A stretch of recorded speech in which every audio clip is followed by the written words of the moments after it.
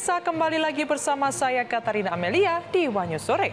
Presiden Indonesia Prabowo Subianto menanggapi pernyataan Presiden Amerika Serikat Donald Trump yang meragukan relevansi PBB. Indonesia, kata Prabowo, berkomitmen untuk terus mendukung peran PBB di kancah internasional. Informasi lainnya, pemirsa, Presiden Amerika Serikat Donald Trump berencana menggelar pertemuan multilateral dengan sejumlah pemimpin negara-negara Muslim. Nantinya, Trump disebut akan memaparkan visinya tentang bagaimana militer Israel bisa menarik diri dari Gaza. Pemirsa, inilah Wanyu Sore selengkapnya.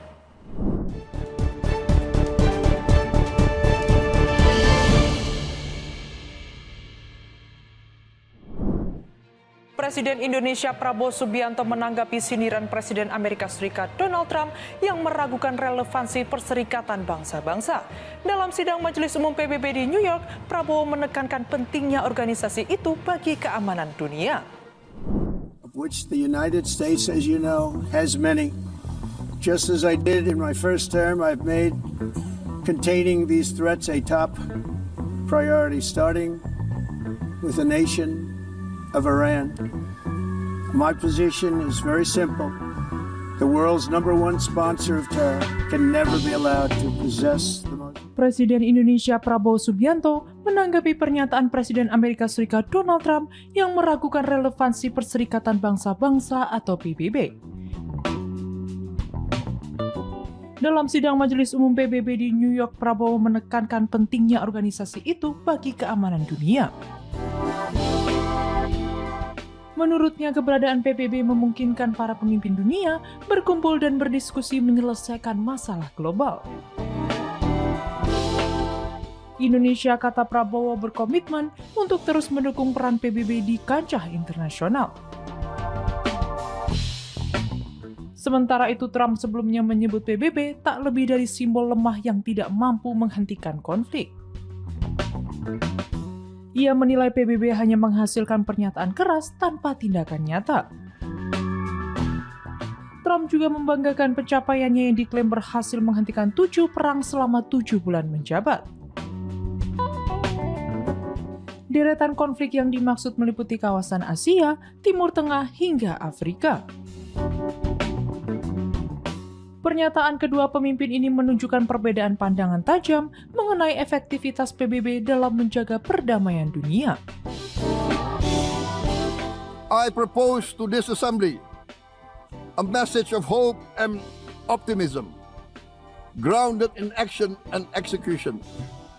Today, we heard the speech of Madam President, the President of United Nations General Assembly. Yes, it is true what she said. Without the International Civil Aviation Organization, will we be here today? Will we sit in this great hall? Without the United Nations, we cannot be safe. No country can feel secure. We need the United Nations, and Indonesia will continue to support the United Nations. Even though we still struggle, but we know the world needs a strong United Nations. Presiden Amerika Serikat Donald Trump berencana menggelar pertemuan multilateral dengan sejumlah pemimpin negara-negara Muslim. Salah satunya Presiden Prabowo Subianto. Rencana ini menjadi salah satu agenda penting di sela-sela sidang umum PBB ke-80 di New York yang digelar pekan ini.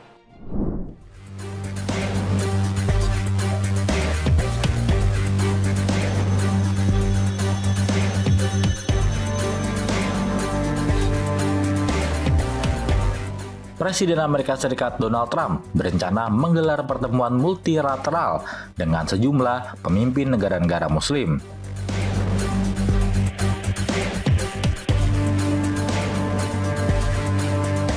Rencana tersebut menjadi salah satu agenda penting di sela-sela Sidang Umum Perserikatan Bangsa-Bangsa atau UNGA ke-80 di New York yang digelar pekan ini.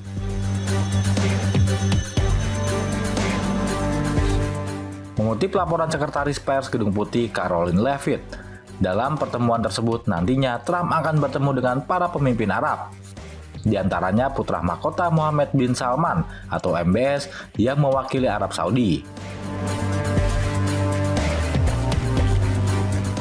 Kemudian pemimpin Qatar, Presiden Uni Emirat Arab atau UEA, Mesir, Yordania, Turki, Pakistan, dan pemimpin Republik Indonesia Prabowo Subianto.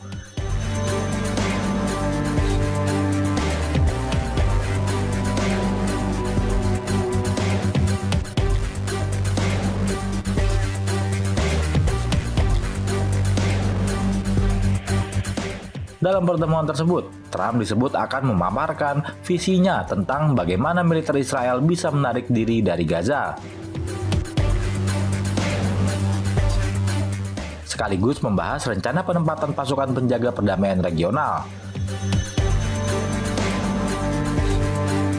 serta langkah pembangunan kembali wilayah yang sebagian besar sudah hancur.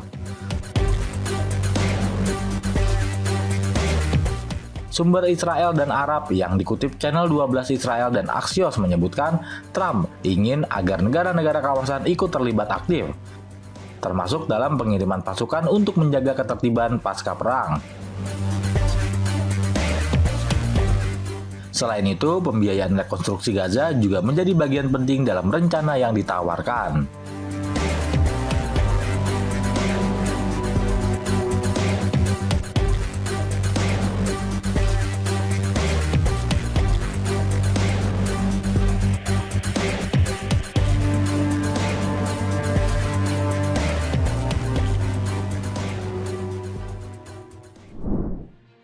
Kejagung menegaskan siap menghadapi gugatan pra-peradilan yang diajukan mantan Mendikbudristek Nadiem Makarim terkait status tersangkanya dalam kasus dugaan korupsi pengadaan laptop Chromebook.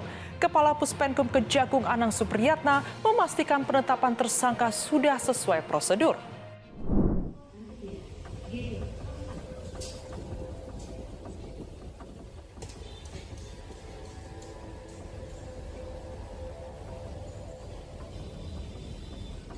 Kejaksaan Agung menyatakan siap menghadapi gugatan pra-peradilan yang diajukan.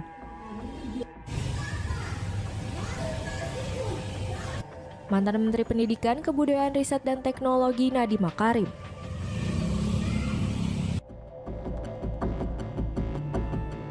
Terkait penetapan dirinya sebagai tersangka kasus dugaan korupsi program digitalisasi pendidikan tahun 2019-2022.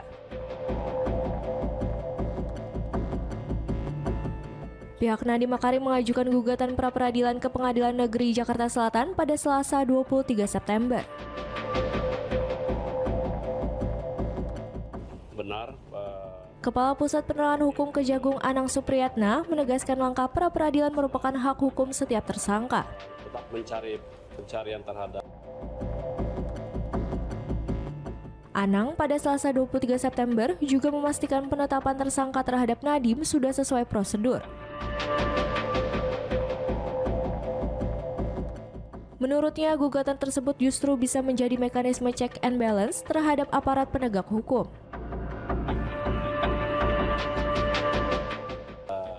Meski demikian, Anang menolak menanggapi lebih jauh perihal dalil pihak Nadiem yang menilai penetapan tersangka tidak sah karena belum ada bukti kerugian negara. 2 kali penyitaan, kemarin sudah melakukan penyitaan terhadap. Kejagung sebelumnya menetapkan Nadiem sebagai tersangka dalam kasus pengadaan 1,2 juta unit laptop Chromebook untuk sekolah di seluruh Indonesia dengan total anggaran 9,3 triliun rupiah.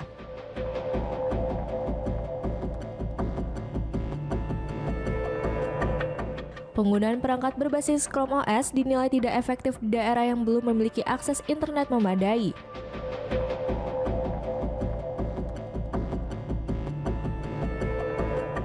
Akibat dugaan penyimpangan tersebut, negara diperkirakan merugi hingga 1,98 triliun rupiah terdiri dari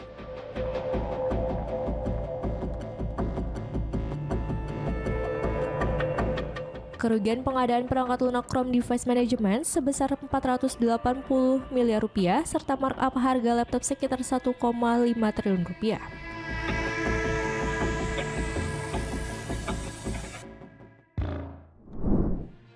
Presiden Republik Indonesia Prabowo Subianto menganugerahkan tanda kehormatan bintang jasa utama kepada pendiri Gates Foundation, Bill Gates di Amerika Serikat.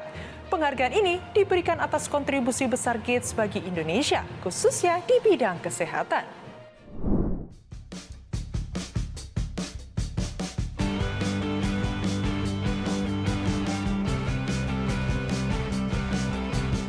Presiden Republik Indonesia Prabowo Subianto memberikan tanda kehormatan kepada tokoh filantropi dunia Bill Gates Selasa 23 September waktu Amerika Serikat.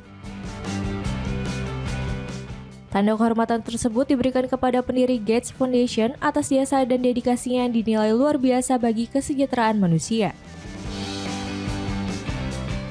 Prabowo menilai Bill Gates memberikan perhatian dan bantuan yang luar biasa bagi Indonesia, khususnya dalam bidang kesehatan. Karena alasan itulah, Prabowo menganugerahkan penghargaan Order of Distinguished Stars atau bintang jasa utama kepada William Henry Gates III atau Bill Gates.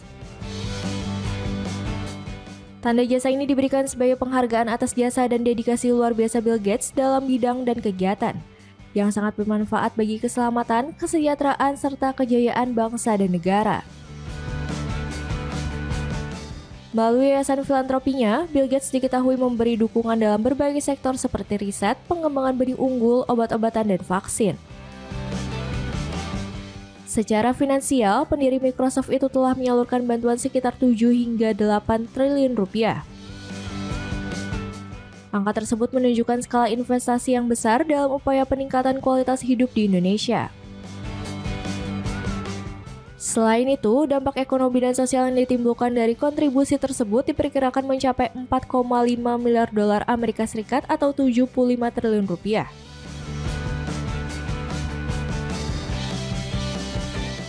Ya, dengan Bill Gates sangat positif, beliau sangat besar perhatian kepada Indonesia, banyak bantuannya luar biasa.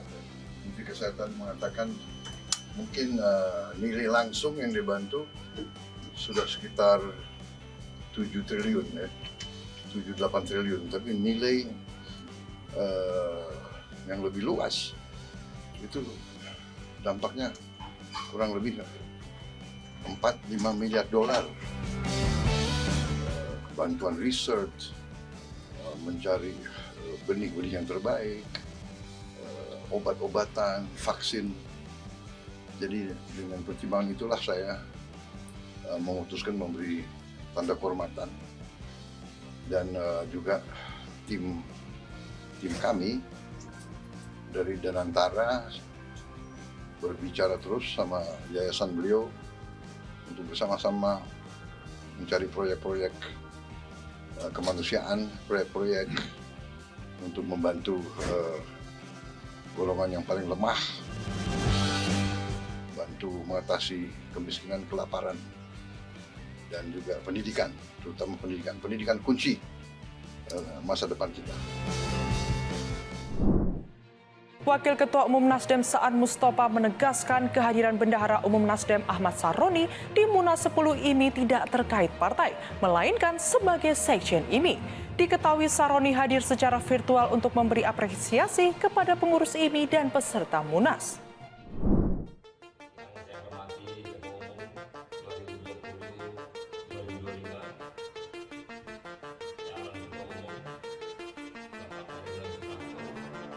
Wakil Ketua Umum Partai Nasdem Saan Mustafa menegaskan bahwa kehadiran Bendahara Umum Nasdem Ahmad Saroni dalam Musyawarah Nasional atau Munas 10 Ikatan Motor Indonesia IMI beberapa hari lalu tidak terkait dengan partai.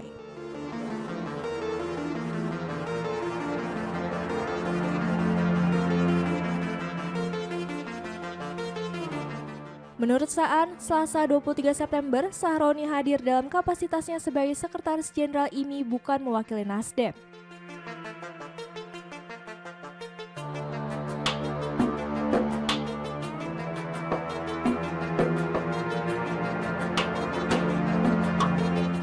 Saan menilai kehadiran Saroni dalam forum tersebut wajar, mengingat posisinya masih aktif sebagai pengurus IMI.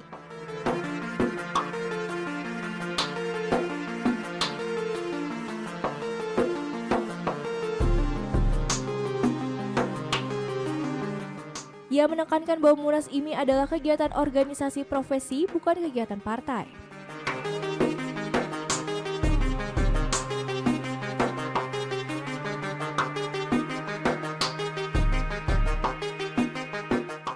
Saan menambahkan, IMI merupakan organisasi profesi yang anggotanya berhak aktif di dalamnya, termasuk Saroni.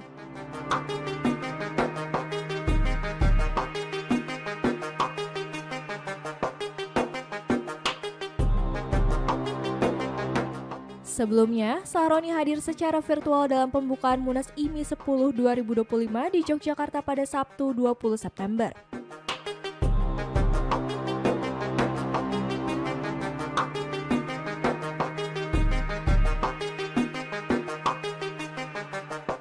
Dalam tayangan video yang beredar di media sosial, ia terlihat mengenakan topi putih dan kemeja biru.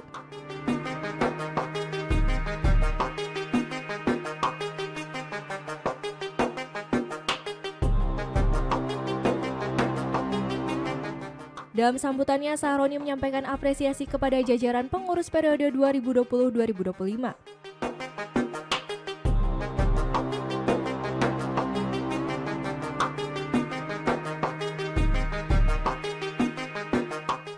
Peserta Munas hingga calon ketua umum yang akan memimpin organisasi berikutnya.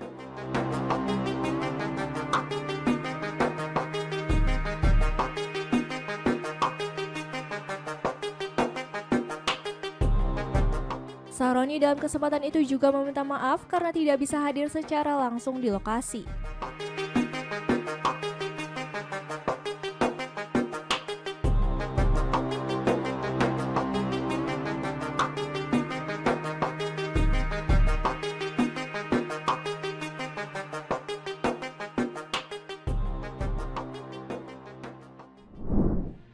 Mantan Menteri Koordinator Bidang Politik, Hukum, dan Keamanan atau Menko Polhukam Mahfud MD menyatakan bersedia bergabung dengan Komite Reformasi Kepolisian yang dibentuk oleh Presiden Prabowo Subianto. Kesediaannya disampaikan kepada Sekretaris Kabinet Teddy Indrawijaya.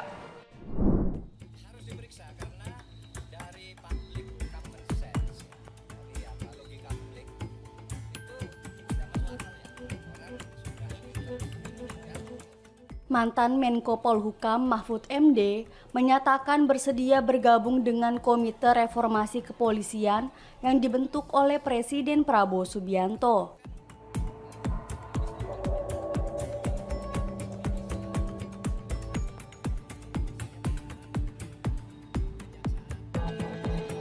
Kesediaannya disampaikan kepada Sekretaris Kabinet Teddy Indrawijaya pada Selasa 16 September.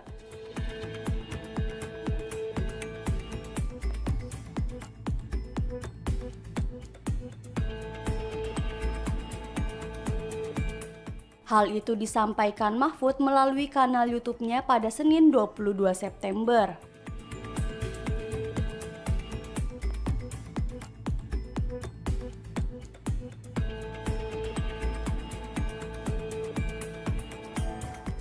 Mahfud mengaku bisa membantu Presiden Prabowo dalam rencananya mereformasi Polri.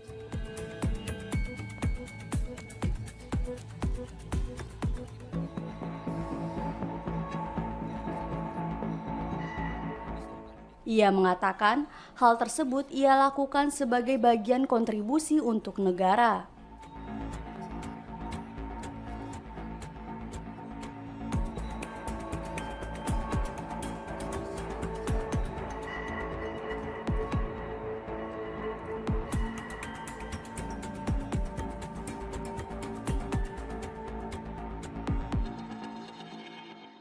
Meski sudah setuju bergabung dengan Komite Reformasi Kepolisian bentukan Presiden Prabowo, namun Mahfud tak menjelaskan posisinya.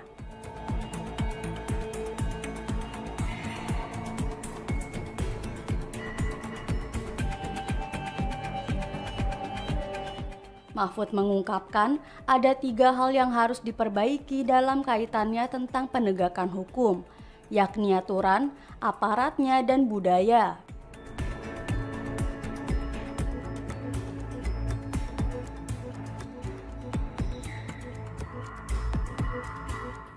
Sementara itu, berdasarkan hasil diskusi dengan sejumlah elit Polri, ada 3 hal yang harus dievaluasi, yakni struktur, kultur, dan instrumen.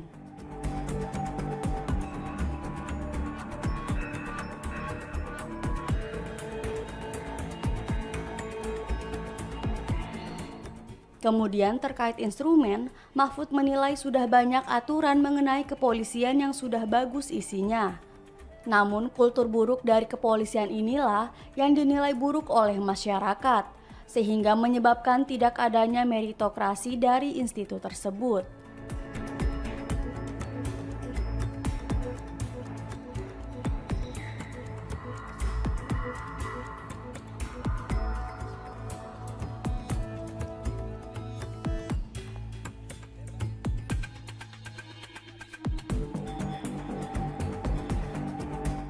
Sebelumnya, Menteri Sekretaris Negara Prasetyo Hadi mengatakan pembentukan Komite Reformasi Kepolisian bertujuan untuk evaluasi dan perbaikan.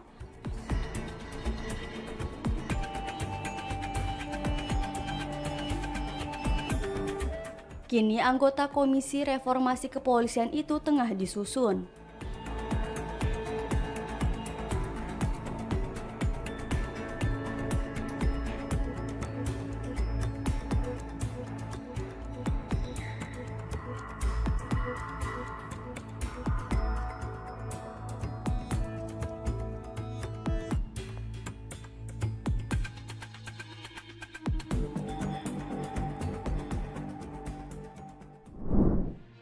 Puluhan siswa SD di Bangkalan menemukan ulat dalam menu makan bergizi gratis saat hendak disantap. Temuan itu direkam siswa melalui video dan kemudian menyebar di media sosial.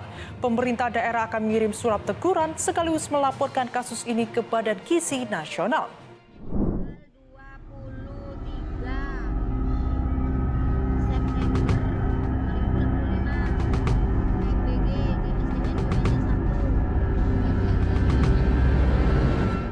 Puluhan siswa SD di Bangkalan menemukan ulat dalam menu makan bergizi gratis saat hendak disantap.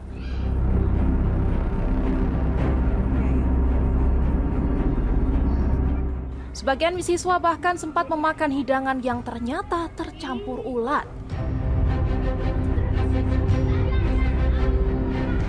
Temuan itu direkam siswa melalui video dan kemudian menyebar di media sosial.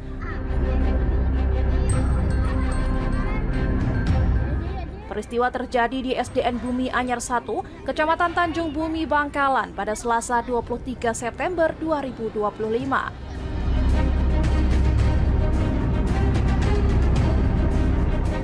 Dalam rekaman terlihat lauk tumis wortel dan bunga kol berisi belatung serta ulat putih, sementara nasi terdapat ulat hijau. Wakil Bupati Bangkalan Moh Fauzan Jakfar menyatakan prihatin karena kasus menu bermasalah sudah beberapa kali terjadi dalam sepekan.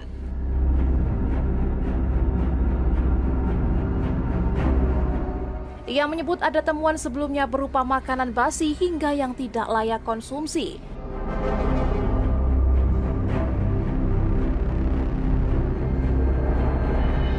Pemerintah daerah akan mengirim surat teguran sekaligus melaporkan kasus ini ke Badan Gizi Nasional atau BGN.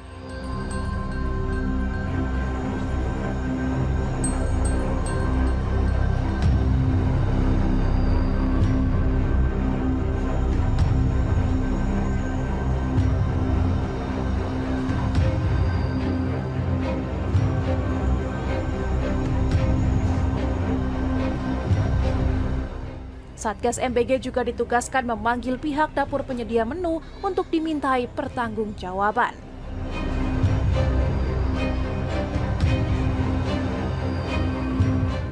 Hari ini telah terjadi temuan yang cukup memperhatikan kita bahwa banyak sekolah-sekolah yang menerima makan bergizi gratis itu ada yang basi, ada yang banyak ulatnya.